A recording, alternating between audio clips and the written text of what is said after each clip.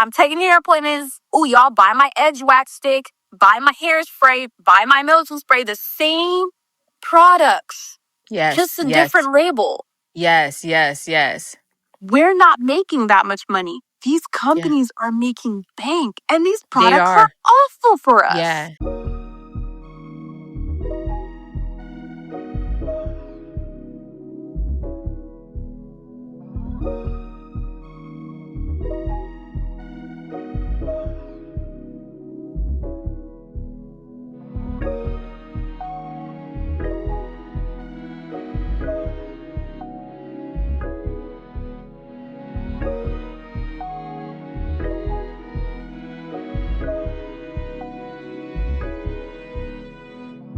What up, y'all? Welcome back to another episode of the Pretty Girl Progression Podcast. I am your girl, Sherelle. If you are new here, welcome. I hope you stay. And if you've been here before, girl, welcome back. And as always, make sure you like, comment, and subscribe. Tell a friend to tell a friend. And if you are listening on audio, what up, y'all? Make sure you are downloading the episodes on all streaming platforms.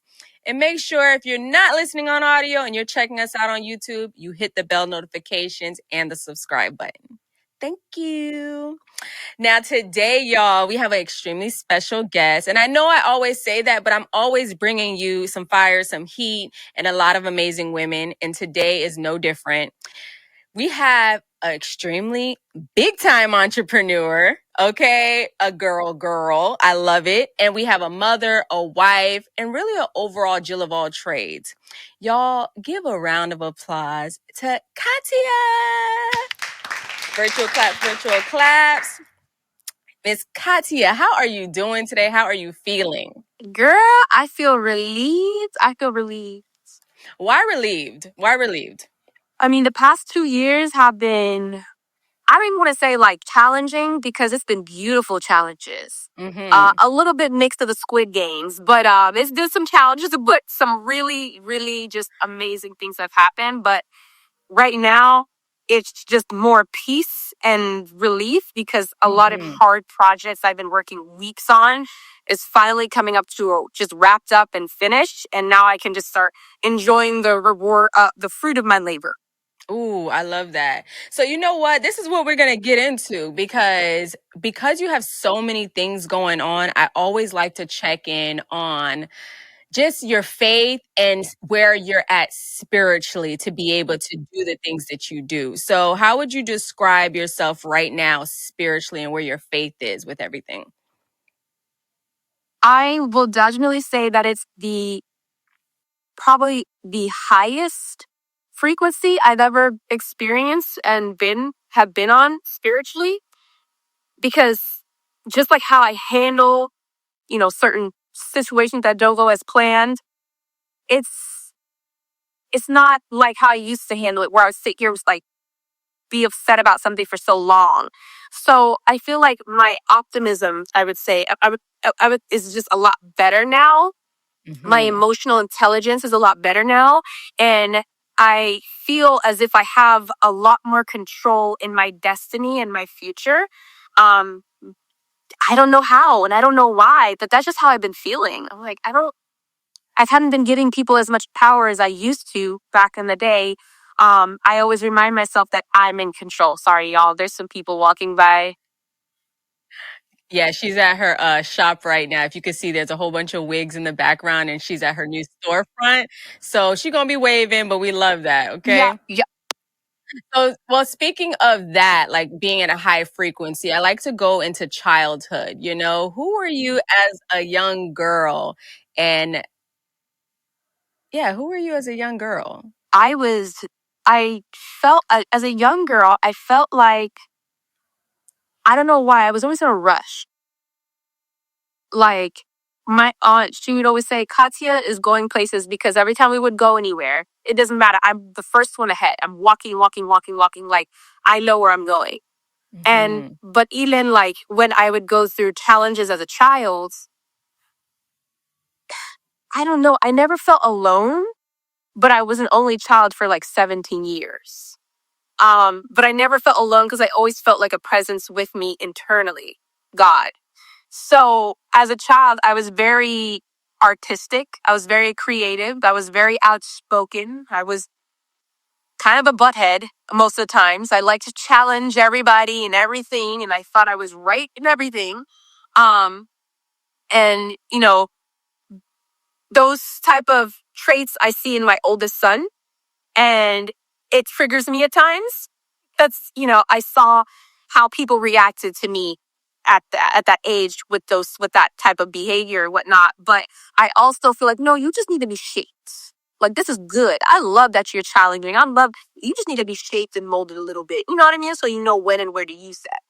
So as a child, I knew that I had big things coming, and I was just excited to get out of the situations I was forced to be in based on my caretakers so that I can create my own better Mm-hmm. situations. You said caretakers. So who raised you? My grandmother for a little bit, my mother, and then it was kind of like back and forth between my grandmother and my mother. Okay. So, but my mom had me at 16 by M- choice. My mom had me at 15. Really? Did you like Yeah. want to get pregnant? Child, I doubt it. She loved my dad. My dad was like a dope boy, like charmer, Zoe Poppy, the whole thing. Like, What's your daddy's name? No, I'm just kidding. girl, Rodney. Okay. Rodney, are we sisters? Let me not. Nah. It's a junior. Okay. It's a junior. Yeah, my dad and my mom had me and my other three brothers from the age of 13, 14, 15 me, and then my youngest brother at like 16 and a half, girl. Do I think they were planned? Hell no. But yeah, it was very back to back. So, so I wanted to ask you, like, the fact that you were so I would say a leader, you were always thinking ahead. Would you say that they like molded you into, do you feel like you got the tools that you needed as a child? Now that you're a mom, do you think that you had the tools to become the woman that you are today? I do. I think a certain age, I would say between 11 and 14, I had a lot of those tools and those resources because my mom, we had left South Florida, we moved to Orlando, and we, basically restarted our whole life out here. And it was a great opportunity for my mom to really start investing in her children. And, I had my stepbrother at the time as well, but she started investing in me. So she started putting me in acting and modeling classes and workshops and stuff like that. She made sure I was going to a pretty good school, even though it was a public school, just like a really nice school. And she started paying more attention to the proximity of things and like of where I was and who I was around. Um, and it wasn't easy doing that all the time because she was going through her own challenges. But I think between those ages is where I really started to shape and develop leadership. But prior to that, absolutely not. Ooh. No. So how was transitioning into womanhood? Because for me, I would say womanhood was hard. My mom had us, my dad is the one who really took care of us and my grandma. So my mom wasn't so much in my life. So when I first got on my cycle, my dad was the one that was there. When I had the sex talk, it was my uncle, giving me the sex talk. So I always wonder for other women, like, what was transitioning into womanhood like? Well, I will say transitioning into womanhood was probably more graceful for me for sure, because I love around that. that time I was living with my mom full time. So once I started my period and like she's very spiritual herself. So she made it a spiritual journey. And then also she was married to my husband's preschool teacher who is, What? yeah. So it's a lot. It's a girl. You open up a can of worms, but Let's I'm, do I'm it. going to do one at a time. Okay. But my stepfather at the time is Native American, so he Mm-hmm. actually was Seminole and Miccosukee. So I Mm-hmm. lived on his reservation probably with him, probably around 6 or 7. But before that, my mom was working on that reservation, and I was on there since I was 2. So when I started womanhood, we did kind of like a spiritual, a native ceremony in a way. I guess I don't know if it's an actual ceremony. I don't want to, but he did is I fasted. So as soon as I started my cycle, my stepdad recommended that I fast. I say these prayers. And then I wasn't able to eat from everyone's plate. I had to have my own plates or a plastic plates until my cycle was done. I also was supposed to stay in my room the entire time that I was on my cycle. And it Wow. was just like showing me that it was a spiritual journey. But, I don't know how it is for everyone else, but that's how it was for me. I mean, with traditions, that's my first time hearing that, but with traditions, like they're sacred. So it's my first time. Yeah, that's my first time hearing that. Yeah. So that was honestly, now that you can give me that, I'm older. And I haven't had anyone asking me these questions before. You're an amazing interviewer, by the way. I was Thank expecting you. this, but I like it because it's making me think. And I'm like, wow, I usually always have something negative to say about how I'm brought up. But being a mom of three now, having three boys, I don't have a daughter yet, but, having three boys, and I'm realizing, I'm like, wow, there's a lot of parts in my childhood that I see where I am today. I get it. It Yeah, makes yeah. sense. And thank you. Yeah, it's interesting how we can connect the dots, and Yeah. yeah, I love that. So, you being a wig maker, you have a mobile wig. I don't know how to, your way of saying it, so please educate us. But you are a wig maker in Orlando, Florida. So, how Yes. did you get started with making wigs? I would say in 2012, I made myself a wig for school, and I was wearing that regularly because we were going through some financial stuff. And I got my first job at Taco Bell. I saved up. I bought my own hair extensions on AliExpress like everybody else. And I sewed my wig from hand, and I wore that same wig all year. And then for prom, I cut it into a cute bob, wore it to prom, wore it for another 6 months because I didn't have the money to be getting my hair done regularly. So I had to teach myself how to do a lot on my own. And it wasn't perfect, but it did the job. And people were really impressed because, they didn't know that I did it. And I didn't want to share that with people because I was embarrassed. I didn't want people to know I was wearing wigs, but I had That's a a choice. skill. So, your grandma, your mom, and auntie, no one showed you how to sew? No. What? Lord, I see what you're doing for other people.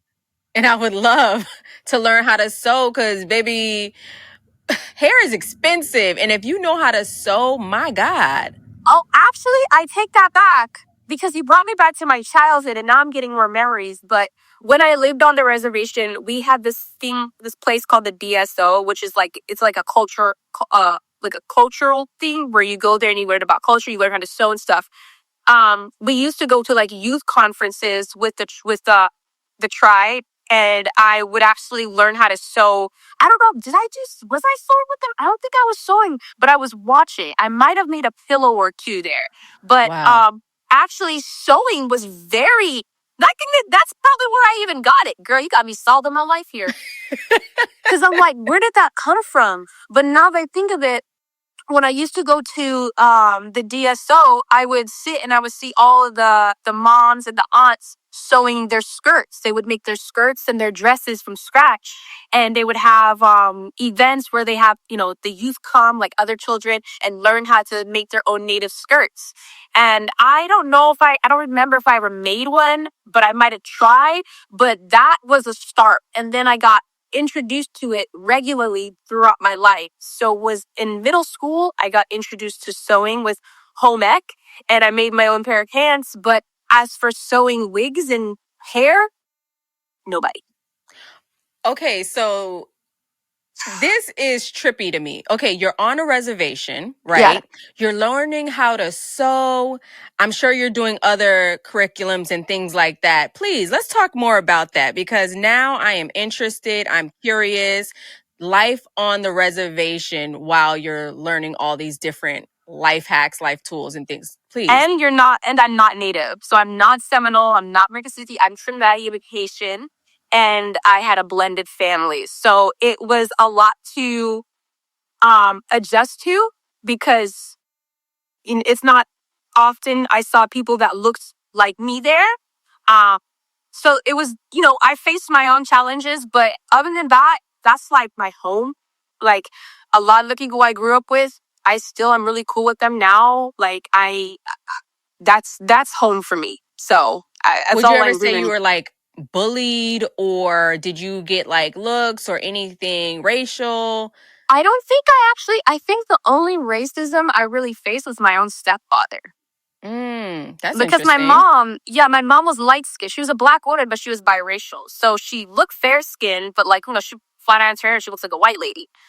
So, but that that was pretty much the only racism I experienced from that situation, which is really from my own stepdad. Yeah. So I didn't experience it. Like I would go outside and run around the reservation with my friends all day, and I never had any problems. I didn't face bullying. I wasn't not that I and if it stirred up and started, I was protected. Like I had Yeah. friends that would like stick up for me, so it didn't get anywhere. So Yeah. I had no problem. And Sometimes it be your own people, which is wild. Okay, girl. So now you're doing wigs. You were in high school doing your own hair because money was tight, which we can all relate to, child. Um, so when did you actually decide, you know what, I'm gonna turn this into a business? And what did that look like? I think it was when I started working at a company called Elite Designer Wigs, which is like a mom and pop shop. They have 3 locations. That's where I worked at a wig shop for the first time after cosmetology school. And I fell in love with the problems people had with wigs. And I didn't like how it couldn't be fixed or how it was fixed. I just didn't like how it was handled.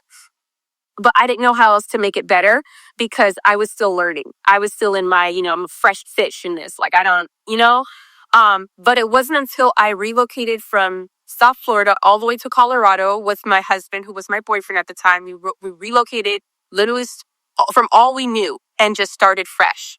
And I put myself in a position where I had no friends, no family, no money, no clients and anything, no very little business or I would say like job history. And I decided that I wanted to push wigs because I loved the freedom of it and it was so new. So I think it was until I started doing hair out of my basement and I started playing around with wigs.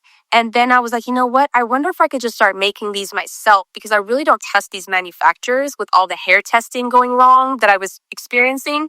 So I started manufacturing them myself and learning, but there was no videos. Nobody was even using the machines I was using. Like, you see these wig makers using machines now because it's trendy, but back then, nobody had that. Right. And Right. And nobody like you was said, teaching. Yeah.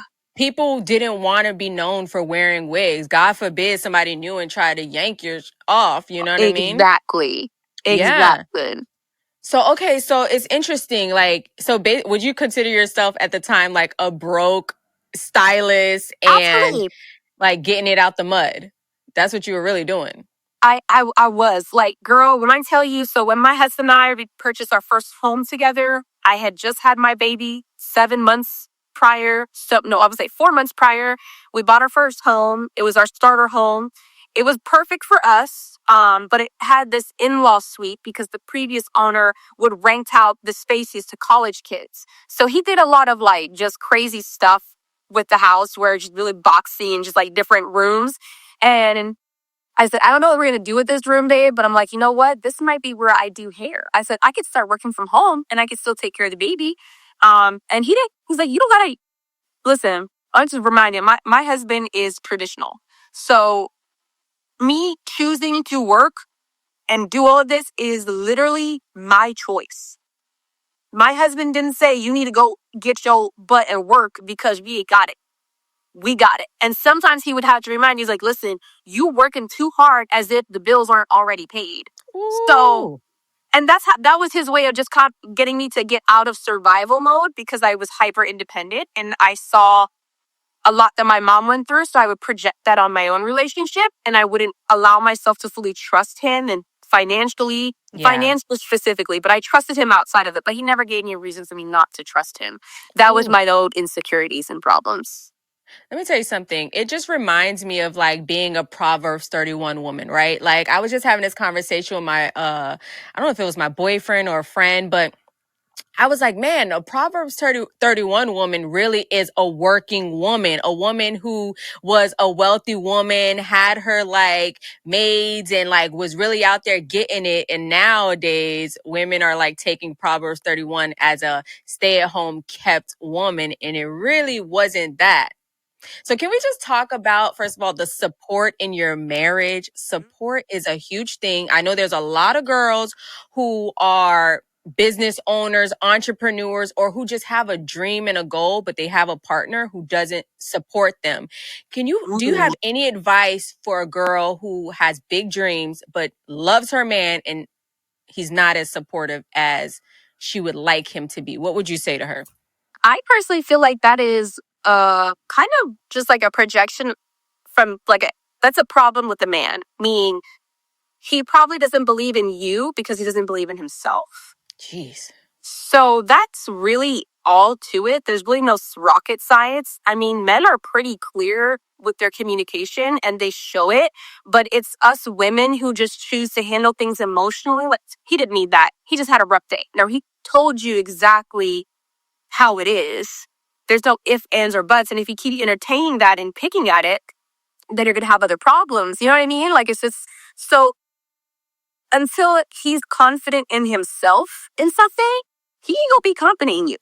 I 100% agree. Me and my sister were talking about it this morning. Like, oh, Jesus, you just dropped the bar, okay? Because we women, we take things like a man can be very clear and direct. Like, no, this is black and white and this is what it is. And we're like, no, it's purple and it's all the other things. And it's like, we just got to take it for what it is and not get our feelings hurt. That's the easiest way, you know? I'm very big on support. Like if he ain't supporting you, I love what you said, then it's probably within himself where he lacks that in himself. Exactly. So, and I will say, when my husband, he's not a talker. He's not a very social person. He's very introverted. I mean, he's coming from a reservation where he knew the same people all his life. You know what I mean? And coming out of that, so it's a lot of things are new for him. But Yes. one thing is, my husband, he when he says he's going to do something, he does it. He's never made me any promises that he couldn't keep. He's very transparent and honest. And he, sometimes like, okay, I'm sorry I can't go that way. Tough cookie. But suck it up, buttercup. This is what it is. And I Yeah. respect that more than someone just feeding me a lie and just trying to like keep up with an image they can't maintain, or you know what I mean? So Yes. now I realize, I'm like, okay, that's why he's always supported everything I did, is because he knew that as well, he's a man of his word. Yes. So I love that. yeah, you need to find a man that is a man of his word. And Yes. men, he just talk. That'll tell you everything you need to hear. Period. It's I all always fact. tell my sisters this. I tell friends this, like, forget what they're saying. What are they doing? What are them actions looking like? Okay. Because the words are always going to fail you, but them actions will show you exactly who he is. The other Exactly. day, I was listening to something Jessie Wu said that her mom said. She was basically like, I don't think I'm going to find a husband and all these things. And then she started talking about her dad, right? Jessie Wu's dad. And the mom said, I gave you the wrong dad in regards to it wasn't a healthy relationship. They ended up getting a divorce. And I thought, wow, I've never heard a parent say, I gave you the wrong dad. Can we speak on, because now you have 3 boys. Can we speak on just, in a sense, picking the right person to have a child with? That's a really good question, because my father was not in my life at all. And then the father that I did have in my life hated me. And it made that very clear. And I face a lot of abuse physically, mentally, emotionally. And yet I still came out of that and picked a great man. So I don't know. I don't know if that is a good reason or an excuse. I remember, I say this a lot. I share this a lot, but No, actually, I don't. I remember me and my stepdad arguing in the hotel room one time, and my mom was just in the mirror doing her makeup, and my stepbrother was there, and me and my stepdad were going at it, and I think I was probably like 10 or 11, and I'm closing my eyes because I remember it vividly, and he was just yelling at me and screaming at me. This is a 6'4" man, 300 pounds, hair down his freaking ass. Like this is like a machete looking dude. You know what I Mm-hmm. mean? And it's a little black girl, little girl. And you yelling at her. And you telling, just talking and talking.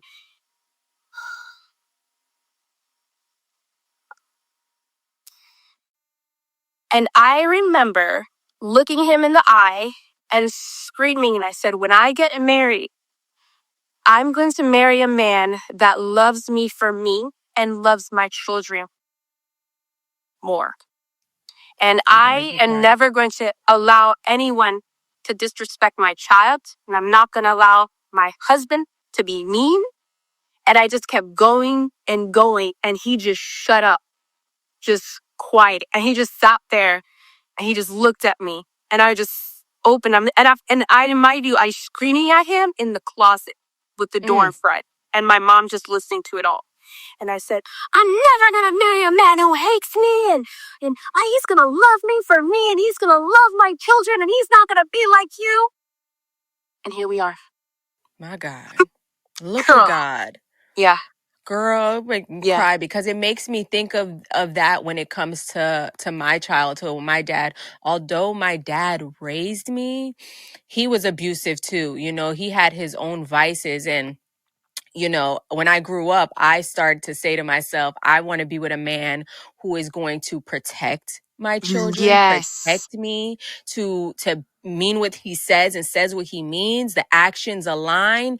And I always joke and say, I need the man to bend the knee to me. Like, show me you love me. I need you to love me a little bit more than I love you. Okay. Give me all of that. And I felt that deep. And that's why you were able to get exactly what you wanted, because you spoke that and you meant it. Like, it's embedded in you at this And point. that emotion that came, like God heard me. I Yeah. think all, like God heard me. My ancestor heard me because Yes. my husband, this is my first marriage. As soon as I turned 18, I think I'll be 18 or 19. When I turned 19, we moved in together. I haven't left ever since. I'm 30. First of all, give it up to marriage, okay, baby? Because we all inspire for a healthy, because marriage ain't perfect. It ain't, Heights. it's not perfect.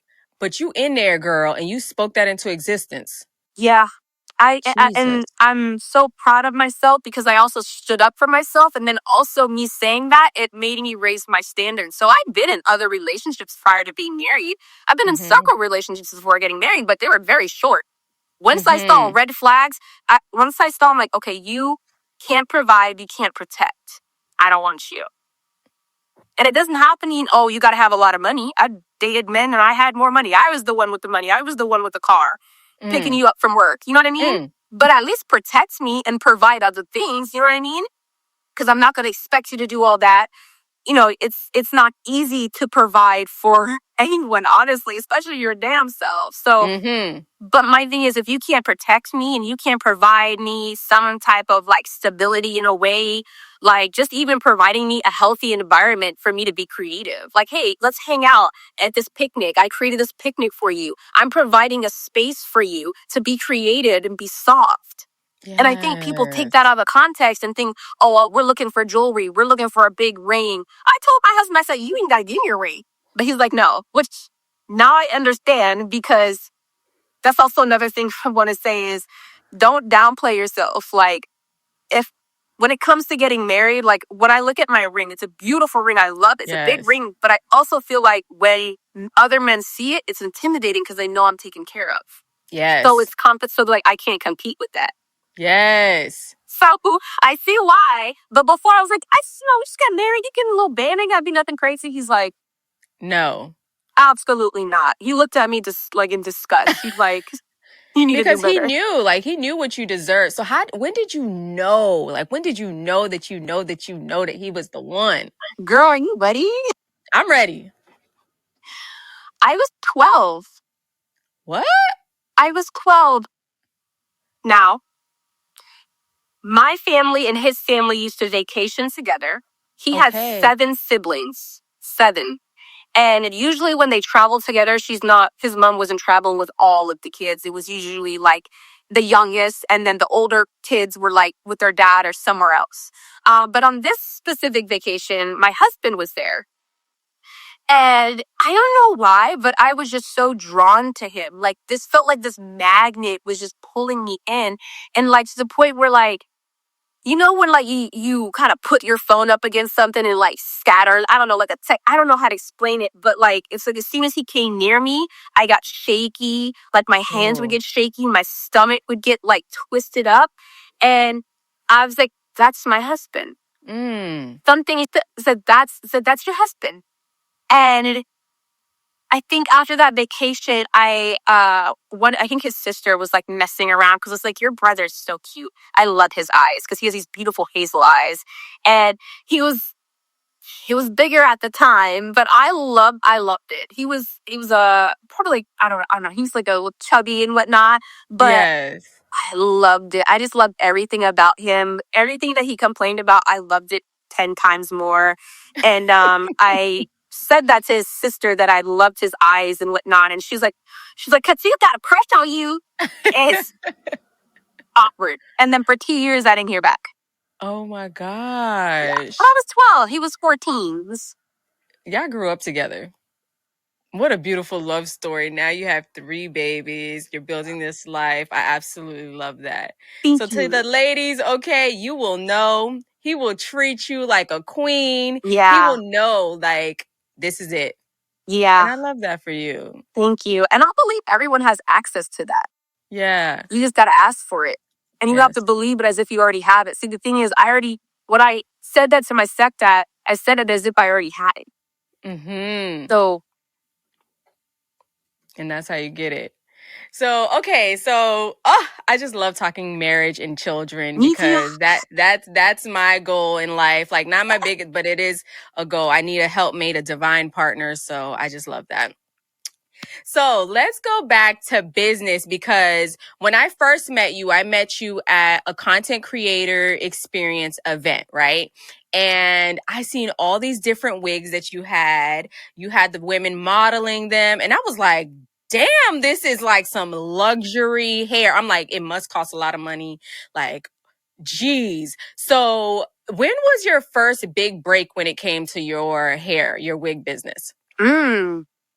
That's a tough one. My first big break. Honestly, I feel like in 2021, like during the pandemic, and I don't like counting that because I feel like that was like steroids for a lot of businesses. Mm, But my wigs took off. Like, I would make a wig collection of 10 to 15 and they're gone the next day.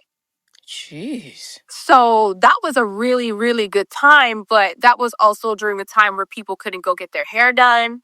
You know what I Yeah. mean? They couldn't Right. come to me. I had to Right. relocate. So I had a lot of support from my clients from Colorado because in my basement, I started from 0 clients to 300 in 2 years. Wow. So I feel like because of that, that actually was able to financially pay for this transition to Orlando up until 2022. Wow. Yeah. So once COVID cleared up and, it wasn't really a thing anymore, everyone started going back to hair salons, going back to jobs, and, no more studies. So, like I said, I got like a steroid.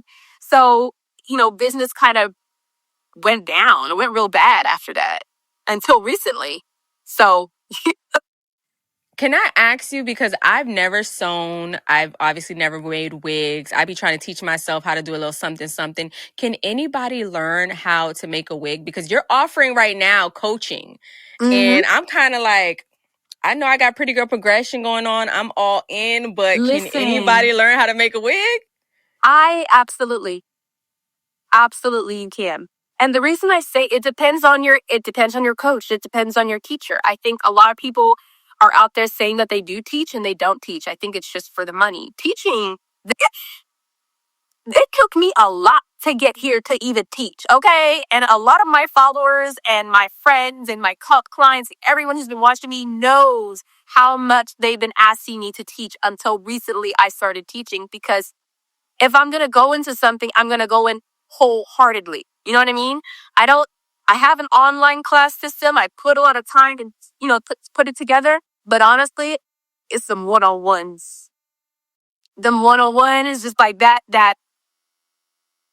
when I've been teaching in person is what I like more. So I actually used to get irritated that I had so many people that wanted to learn from me, because I said, I don't want to teach. I just want to make wigs and make money. No, And girl. but listen, that frequency was very low for me, Mm-hmm. because it wasn't a frequency where it wasn't coming from purpose. It was coming from survival.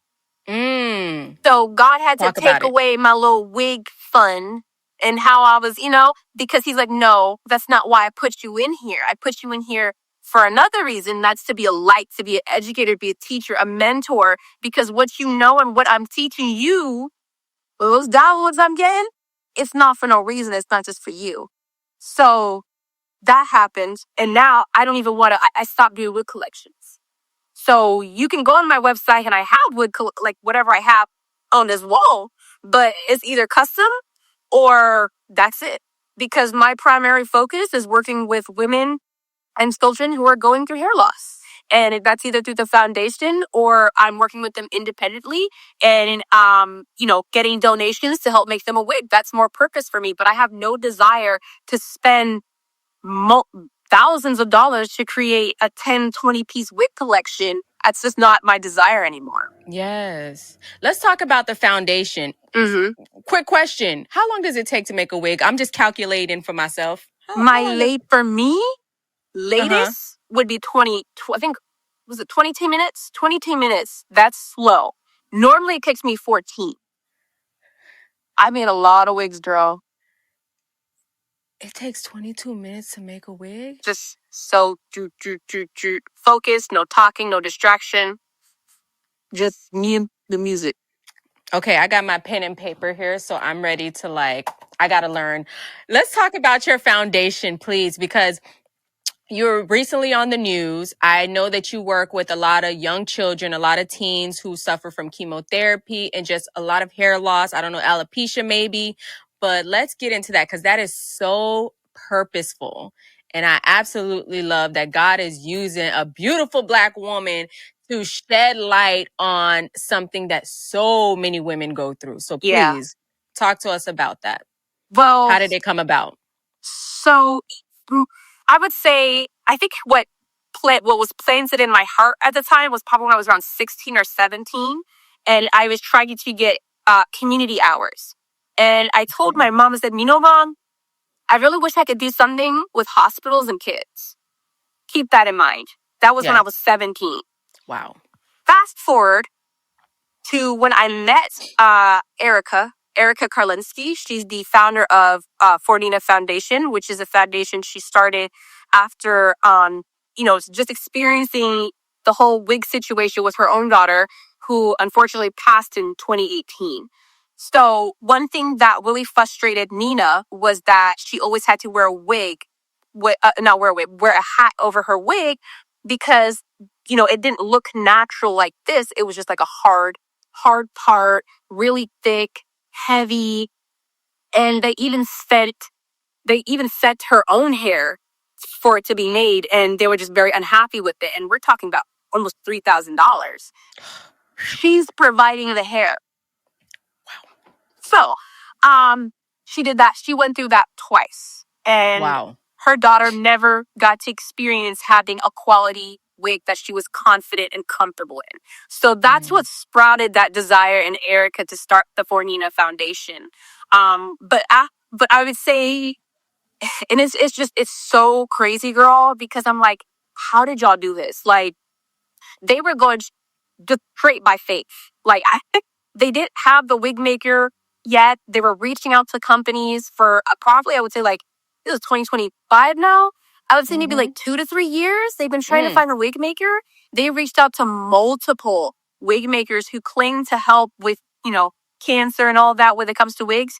And no response, or they'd say, oh yeah, just order through our website. So, but I would say it wasn't until 2024, the beginning of 2024, after I had my third baby, I had this voice in my head that said, you should sell your wigs out of a wagon. And I was like, girl, like I just came out of a 1,200 square foot salon. You kind of put me in a wagon. But what I was doing before that was I was doing vendor events. So I'm coming from this beautiful shop because this is my second time in here. Yes. So I'm coming from this beautiful shop. And then I'm selling wigs out of a tent at vendor events because I had to close my shop. The humiliation, I ignored it. I don't think anyone was being that. I wasn't listening to it. But I know it looked crazy. And I was like, Katia, how are we going to get out of this? How are we going to get into a place where I can? And I was really just doing that so I can still meet with my clients. And so we still want to see you. We still want to buy wigs from you. So how can we support you? How can we show up? And I didn't really want people coming to my residential address because I already did that for like a few years. I was like, I want my home. So I actually started a GoFundMe, and it was to raise about, I think I was trying to raise either I think I was trying to raise $11,000 or $13,000 so that I could put towards opening my first wig shop, my mobile wig shop. I had the idea in place. I was looking at pictures. I was just manifesting. I was putting these visions together. And the most I raised was about $1,200. And this is why I have such a support. I have an amazing support team, guys. And I'm just going to be completely transparent about it. But my husband invested in that wig wagon, and he Come on. saw, of course, he comes to the rescue every time. But I was, still trying to push and get donations. And I was on Facebook Market. And the reason I asked for 11,000 to 12,000 was because I saw a trailer that I really liked already that was around that same price. So I was like, man, maybe God will bless me. You never know. Let me go ahead and just, put it out there. Let me try to raise the money for it, so on and so on. I'm like, that's like what, 15 wigs? You know what I mean? Like just talking to myself like that. And I ended up going on Facebook Market and I saw a different trailer. And this trailer was hot pink. And the lady was, I guess there was like some, it's like some cheap greenery. And, I think at first it was supposed to be like a clothing boutique or like a shoe boutique mobile store. And I fell in love with it. I was like, oh, this is perfect. I was like, why do And I how much like was this that so one? 5,000. Can I just say, the Lord, let me tell you something. The Lord literally humbled you, and that business closed down, your brick and mortar, just for you to have the idea, the thought, the whisper to come in, like maybe it could be like a mobile, Yeah. like, first, thank you, Lord, because the Lord be really talking to us and knowing what we need and cut the price in half. Okay. And already set the provision because he gave you a husband who's good with his hands and you're really creative on your own. Like the provisions were set. So, okay, continue. Just so y'all So know. I was like, babe, I found it. I said, I want it. This is the one I want. And he's like, okay. And mind you, I could have gotten a trailer that was brand new, for probably a little bit less or just better quality. Mm-hmm. But for some reason, God wanted me to get that one. And when I met the lady, I talked to her, and she was saying, yeah, I wanted to have, this business, but unfortunately, it's just me. She's like, I didn't really know how hard it was going to be this difficult. I don't know if you've ever loaded a trailer before, but putting that on the back of your truck, that is no easy task. And I'm blessed because my husband does all of that most of the time. Like I would say 90%. I practiced and did it on my own maybe once or twice, but majority of it is done by my husband. He just, he loads up the trailer on the truck, hooks it up, parks it, all that. So I understood where she was coming from because previously me and my husband were going to vendor events and we would have to rent U-Hauls. So we would rent a U-Haul for just a day and we would attach it to our truck, load up everything we need, and then use that to set up. So my husband was low-key getting practice before we even got that trailer. And he's like, I don't think I would have been able to do this if we didn't practice like that. And I'm like, yeah, because I can't drive. I'm sorry. But I reached out to her. She was all the way in Jacksonville. We drove to Jacksonville and we paid her cash. And I was like, it's perfect. I'm like, it's perfect. It has some rust. It was a little, some work, needed a lot of work for me. But I was like, I can do it. I can have my sewing machine right here. I'm gonna have the cash box, the cash wrap right here. I'm gonna have wigs right here. And my husband didn't really know. He's not like aesthetic or anything like that. So he's like, I don't know how you gonna make it happen, but I believe you. So I got a speak. I'm like, you know what? We go in and we go do this. So I went ahead and I got this this project board and I started sketching out my own blueprint. I started saying where I'm gonna put the wig heads, what color I'm gonna use. I started getting pictures together and I actually hired just like our family contractor is what I call, because like we all use them, but I hired my family contractor who's very affordable, and he was able to do 90% of the renovations in that trailer. It took him a little bit, but he was able to do the entire renovation for the trailer and basically builds it in. So there's AC in there. There's amazing lighting. There's outlets and power. I got a mirror. Like I have everything. Like it's literally this, but in a 6x12 Yes. box. You guys have to check out Katia's mobile trailer. I follow you on social media, and like anytime you're in there, I'm like, oh my God, this is so freaking cool. Like literally load it up and move. Oh my God. First of all, you were not lazy about your dreams. You were putting in the sweat equity and you had help from your partner to be able to make your dreams come true. And I know you have even bigger dreams. Can we talk about that? So I'll let you share it, but you have a specific really big dream that I recently heard you talk about on social media. Do you know what I'm talking about Yeah. when If it I'm comes to correct, is it wigs? okay? Well, my big dream is that, for starters, I want to step into it by getting a warehouse so that I can start Yes. manufacturing my own not hair products, my whole hair in general. I want to make my own wefts. I do that now, but fully. I want to make my own wefts. I want to make my own lace. I want to make my own hair extensions, all of that. So I want to be the distributor in America without having to work through China. I don't work with China, but through China and India. Right now I am working with European hair source. I source hair from Europe. So I have Russian Slavic hair. But something that I would love is if I could actually start sourcing my own hair in America, Come buying on. hair off of the Americans. Can we talk about that? Because considering the state of the world right now and how things are so delayed, and yes, everybody shops on Amazon and we can easily go get an Amazon wig and da da da, but there's always delays and there's always something. Why were you so intentional of moving in this direction? I think like the hair industry is going to have one hell of awakening, because I don't think hair is going to be as accessible as it used to be, or as it Excuse is. me? I don't think it's going to be that accessible. The pricing, like, listen, cheap hair, okay, it's cheap hair. Go on Amazon, get yourself to Amazon wig. But now that cheap hair is going to start being equivalent to high quality hair. So that option on purchasing on Amazon I just don't see it being an option for long. I mean, it'll still be there, but these wigs are going to be very expensive, because we're talking about, if I'm correct, and I say that, but allegedly there's going to be a 60% tariff on China, and a majority of these products, even these products are all coming from China. And I don't think these hair companies understand how much that's going to affect our industry when we don't have, or I mean, I'm not paying $60, you know what I mean, for hairspray or like hair Right. products and whatnot. So it is a little scary, but I have to act quickly because the tariffs that have been marked up for my Indian hair supply is about 25%.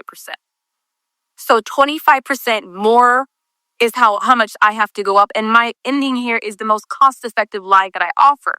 So now, it's not like I'm getting better quality. It's the same Indian hair quality. Now I'm just paying 25% more for it. Yeah. And I don't really like that. And, Yeah. but we got to do what we have to do until then. But the goal is to actually train as many people as I can. I kind of feel like I'm starting my own little mini, I don't want to say like not a war, but basically like my own, I don't I know. love it. I love using it though. I'm like, I'm going against it, baby. It's I guess whatever. I am starting an army, Come on. but I'm starting I a want to be a whole part of hair the army. army. Come I here, girl. We got do. jackets. No, serious. Okay, because hair is $1 billion industry. I don't see enough Black women billionaires. So how is it $1 billion industry? A lot of people are buying hair. I'm trying to make it make sense. I got you. Like, I got you. This is how we have $1 billion industry with broke hairstylists. I'm just gonna get and wig makers.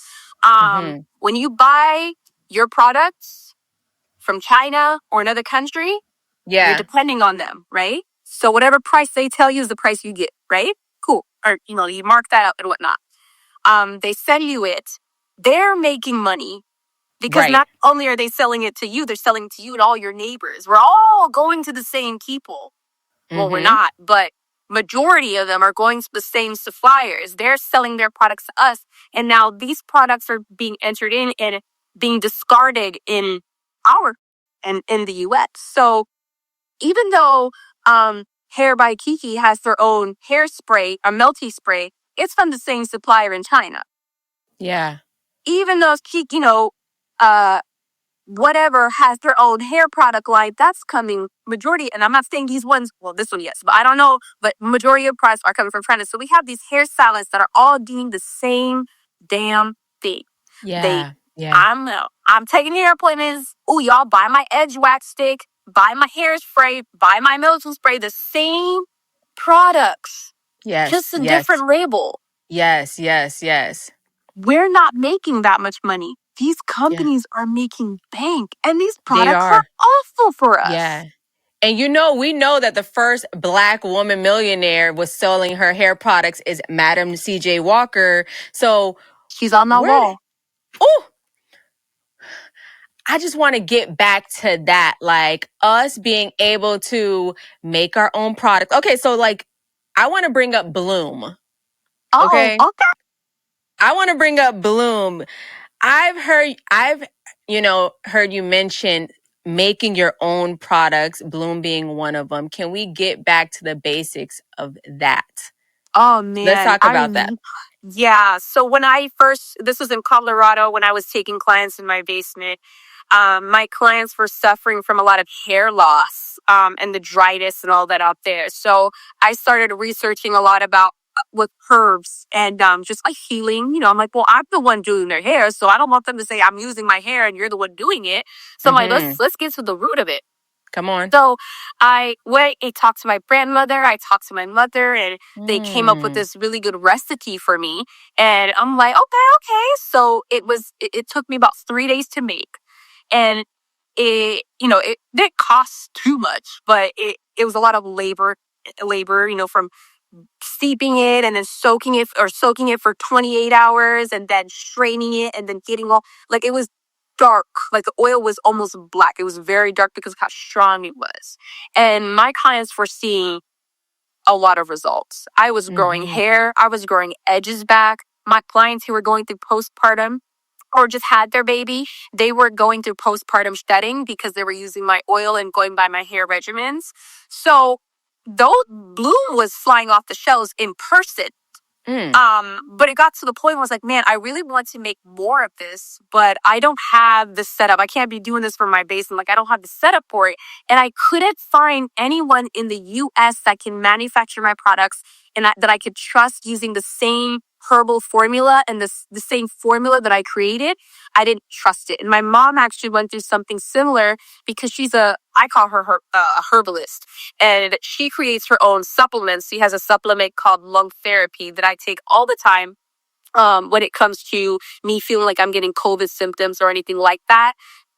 It's incredible. It's actually scary good. So she actually reached out to a company overseas and paid a lot of money for them to manufacture. And then when she tested the products, found out that I would say probably like 2 of the products that she asked for were in it. Ladies. So that I didn't learn that until years later. But something in me told me just drop it. So unfortunately, I stopped selling Bloom, and I focused more on wigs. But I would love to bring that back. But my mom had to go through a whole legal situation. She can't sue them. They're in China. Jeez. What are they gonna do? So she spent all that money, and she's only getting 2% of what she had in it. So that whole batch doesn't even work. We don't even know what the hell is in there. Wow. So we have to stop. That's not even legal. It's not legal in America. Wow. Who gonna put them in jail? They're in China. Right. So we have to think about that. Yeah, that's why everything is it's really important to, like what you're saying, like create infrastructure within America where you can be able to provide the actual resources to women and help women and do these things, because who you gonna sue? They can literally get Exactly. and walk away with your product, all your money, and that be that. Oh, and it gets better too. You have to be very careful on, like, I'm an innovator. Like, I create things all the Yes. time. And I had to be very mindful of what I'm putting on the internet. But like, y'all remember the edges, like the curly, kinky baby hairs? Yes. They stole that from a black woman. Wow. Not surprised. So all they see, they watch everything, y'all. They watch everything, and they take these ideas. They take it from not just hairstylists, fashion designers, and they just whip it up over there in China. Mm-hmm. Sell it to us for a stupid low price, and then it's bad quality, messing up our health, and then they just basically trash it in our country. So Ain't now we that have what to they do with deal. Sheen? Ain't that what they do with Sheen? Because, when you think about it, we can't be putting like polyester on our VJJs, okay? Like everybody knows wool and cotton, like linen, that is high vibrational. But you can't fast fashion, or just like whipping up something and slapping it and throwing it to us. Those days are dead, y'all. So Yeah, I'm so happy. however we can support you, sister girl, Thank however you. we can make this vision come to life, I think you're going to employ millions, okay? Hundreds of thousands of women, like from my lips to God's ears, because this is something that's so needed. And I just love that you are creating this, and you are an innovator. So Thank kudos you. to you for this. Thank you so much. Yeah, I wanted to actually talk about also imposter syndrome. Can we really quick touch on imposter syndrome? I know, can we just talk on that, cuz you've mentioned that before, and what are your thoughts on that? Imposter syndrome, for me, I think I had to start asking myself, you got to get real specific. And I feel like when people say imposter syndrome or anxiety, it kind of just like, it makes that one word, because everyone's looking for one answer in everything. Yeah. Whenever I feel like when I make a video or have an idea, and I'm like, oh no, I don't think it doesn't look good. It's, such and such. Okay, so why does it look good? What is it about this video that you don't like? I start asking myself questions like that, and I answer it. And I don't know if much people do that, but I realized it was more of like a confidence issue, and it was a Mm, lack of. So imposter syndrome is really just a lack of knowledge. It's yeah. fear. So if I'm scared to post this video, it's because, oh, I just don't like the caption. You don't like the caption, so educate yourself on how to make a proper caption. Use ChatGPT, whip that up, and there you go. Imposter syndrome over. You know I what I love me mean? some chat GPT, Girl, okay? yes. So I'm like, whip it up, post it. Okay, if you don't like the way you look, so why is it that you don't like the way you look in this video? Oh, my Yeah. hair is a mess. This is a mess. Then go fix it. Yeah. Go put on some makeup. Go do your Absolutely. hair. You don't have. I don't feel like I need anyone to make me make a decision. It's Mhm. myself. So I actually Yes. don't have imposter syndrome anymore. Mm. Yeah. Y'all heard it. Y'all heard it. I don't believe in it. Actually, Yeah. yeah. I don't know if I really believe in imposter syndrome. I also don't know if I believe in anxiety either. Ooh. I don't. I don't, and I also, another thing is, people know what, I don't really know if I believe in ADHD unless it's literally diagnosed by a doctor. But a lot of people say, oh, I had ADHD. Like, people say it now as if it's like a joke. Oh, it's my ADHD. Yeah. Like, you don't have ADHD. You're perfect. You're fine. And And just stop see, like, speaking that over yourself. Like, oh, stop cursing yourself. You know? Oh I'm my like, gosh. I don't have anxiety. I don't have ADHD. there's nothing wrong with me. But Mm-hmm. society wants you to feel like there's something wrong with you so that I don't know why. I don't know how that benefits anyone, but Yeah. I I don't deal with imposter syndrome anymore. Yes. Katia, I could talk to you for days, and We I'm looking at my producer because I really want to do a part two. Like, Mr. Producer, can we do a part two? Well, before we wrap up and go, because I will love to bring you back for sure. There's I would so love much to we be can there. talk about. Like, you have House of Mastery. Like, I just love it. Before we go, I want to ask you, what does pretty girl progression mean to you? Mm, pretty girl progression. You know what I love about pretty girl progression? Pretty girl is such a triggering word for a lot of us. Yes. It's so triggering because Yes. we have to have like a condition for why we're pretty. Oh, she's pretty because she has good hair. Oh, she's pretty because she's light skin or dark skin or she's no, she's just pretty. So try to come up with a condition of it. And then progression is I'm confident in myself. I'm a pretty girl. I'm confident in myself and I'm constantly progressing because there's also some ugly pretty girls in this world where they're beautiful, but damn, that heart is ugly. And Mm-hmm. there's a lot of that, unfortunately, out here, and people Yeah. think that they can just get by with their prettiness. Um, Mm-hmm. so pretty girl progression to me is not just pretty physically, but it's internally. Thank you. So the progression I go through as a pretty woman, inside and out, is Yes. ever evolving. So that's a really good one. I would say pretty girl progression for me is being confident in who you are as you are and always evolving and progressing and getting Yes. closer to, I would just say, I wouldn't even say closer. You don't have to be closer, you're there. You're there Yeah. already. You get it. You get it. It's about the inside out. And I absolutely adore that you said that. Is there anything that you want to leave out into the world and share with the world that maybe we didn't touch on before we go? Hmm. Leave our On, ladies with something or something that you feel on your heart that you want to say. you know, I think with the craziness going on right now, there's a lot of Mm-hmm. noise. I go on Instagram, I go on TikTok, and I see racism. I see all the craziness and the loudness in this world just in the palm of my hands. Flip it over, turn it off. That is literally the messages I've been hearing recently because it's distracting you from your blessings. It's distracting you from a lot of us are going through a lot, don't get me wrong. But for those who aren't really going through what we're seeing, you know what I mean? You should count your Mm-hmm. blessings and you should focus on the blessing that you have and being a light to others' life. So don't feed into it, be the light in it. So I personally will say, and it's such a topic because I don't like getting political because it's like a can of worms. But God has prepared me. I say that. I say God has prepared me for what's to come. And I just keep saying that. And he does every time. So I want to leave this room with inspiration and I don't know, I would say motivation to just be the light. Stop looking for light in other people. I don't look for light in the president. I don't look for light in the person walking across the street. I don't even look at the light for people who are taking my food. I don't expect that from anyone. However, for myself, I expect myself to be the light because I've been blessed. I have an amazing husband. I have an amazing business. I have healthy children. I am healthy myself. I have a lot to be grateful for. I'm not getting on that app and complaining about a damn thing.